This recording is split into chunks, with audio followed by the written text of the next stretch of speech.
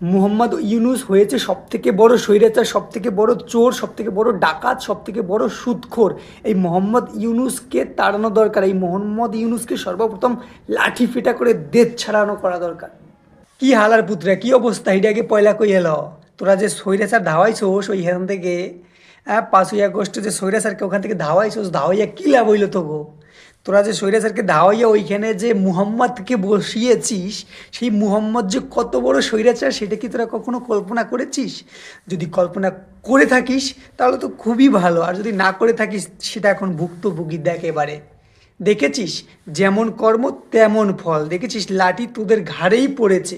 তোরা যাকে ধাইয়েছিস, ধাইয়ে যে মুহাম্মদকে ওখানে বসিয়েছিস, সেই মুহাম্মদের সবে তো তোদের পাছায় লাঠি পড়েছে।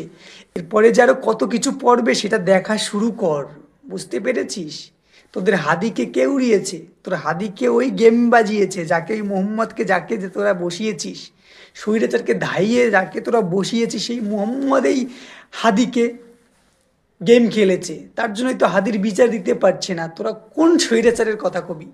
তোরা যে এই উন্মাদের মাথায় যে লাফালাফি করছিস, তোরা যে এনসিপি বাহিনীরা যে এই করেছিস ওই করেছিস, স্বৈরাচারকে ধাইয়েছিস, তোরা আসলে আলটিমেট জিরো। দেশটাকে একদম অধঃপতনে নামিয়ে দিয়েছিস, বুঝতে পারছিস?